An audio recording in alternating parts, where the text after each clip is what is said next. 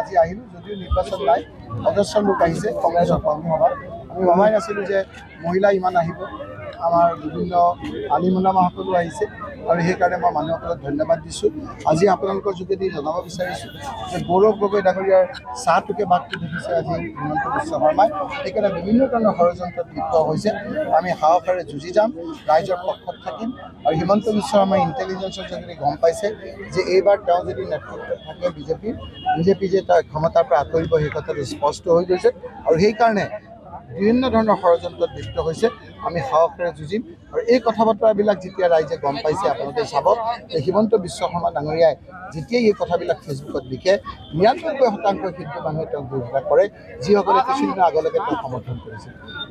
ইয়াৰ কথা হ'ল যে তেওঁক সকলো শ্ৰেণীৰ ৰাইজে বেয়া পাইছে তেওঁৰ অত্যাচাৰৰ অৱসান ঘটিব কথাটো বিচাৰিছে আৰু সেইকাৰণে ৯৯% হিন্দু মানুহে তেওঁৰ বিৰুদ্ধে কমেণ্ট কৰিছে অৱশ্যে 0.1% মুছলমান মানুহ যিবিলাকক তেওঁ মিয়া বুলি কৈছিল দুই এক সমৰ্থন দেখা গৈছে সেইকাৰণে আমি কৈ আছোঁ যে যেতিয়া মানুহৰ বেয়া দিন আহে শাস্ত্ৰতো এষাৰ কথা আছে যে বিনাশকালে বিপৰীত বুদ্ধি এতিয়া তেওঁৰ বিপৰীত বুদ্ধি আহিছে বিভিন্ন ধৰণে ৰাইজক ভাগ কৰাৰ ষড়যন্ত্ৰ কৰিছে ৰাইজে এই ষড়যন্ত্ৰ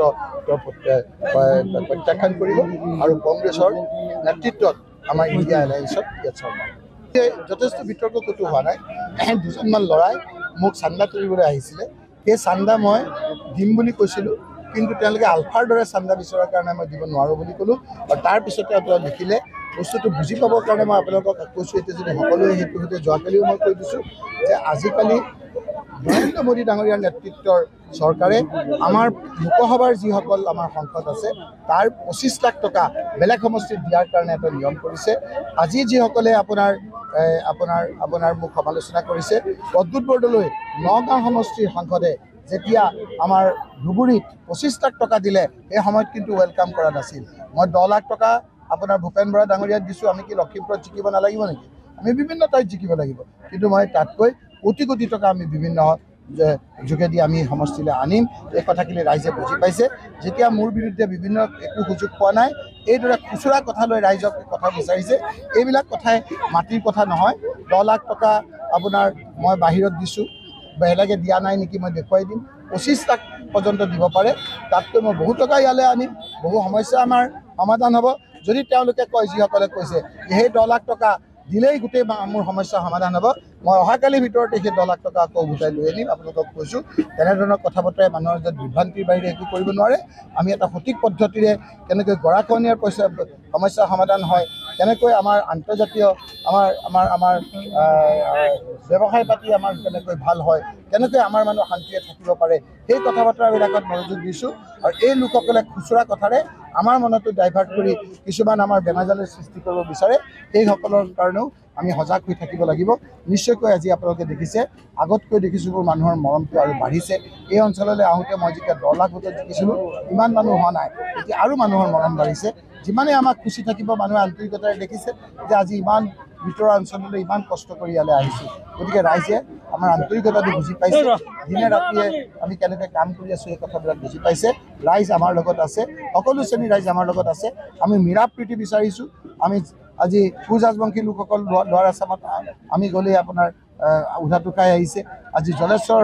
যেনেকৈ মানুহ হৈছে ঠিক এনেকৈ গোলোকগঞ্জতো কোচ ৰাজবংশী লোকসকলৰ মানুহ হৈছে ৰাতিপুৱা আপোনাৰ লেংটি চিঙাত গৈছোঁ তাত বিহু নৃত্য দি আমাক আদৰি লৈ গৈছে মই ৰাতিপুৱা লেংটি চিঙালৈ গৈছোঁ তাত কোচ ৰাজবংশী নৃত্যৰে আমাক লৈ গৈছে এগৰাকী দীপা চৰকাৰ বুলি ছোৱালীকে আদি কৰি তেওঁলোকে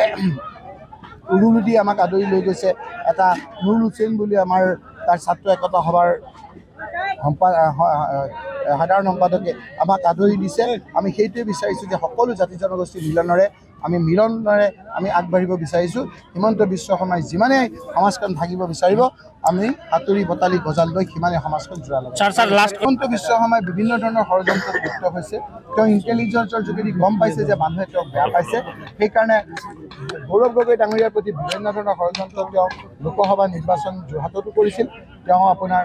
ৰাইজে প্ৰত্যাখ্যান কৰিলে আজি সেই কথাবিলাক যিমান কৰিছে আজি গৌৰৱ গগৈ ডাঙৰীয়াৰ প্ৰতি মানুহৰ সন্মান আৰু বাঢ়িছে সেইটোকে মই কৈছোঁ এই কথাবিলাক যেতিয়া তেওঁ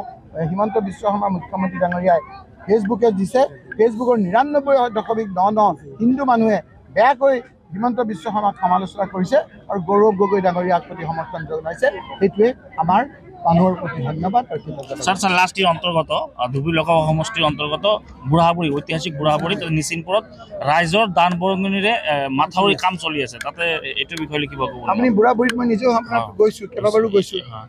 আজি আপোনালোকক বুজাবলৈ যত্ন কৰিছোঁ যে মোৰ ছমাহ হৈছে ছমাহত মই এই সমস্যাটো যে এটা ৰাষ্ট্ৰীয় সমস্যা কৰিব লাগে সেই কথাখিনি লোকসভাত কৈছোঁ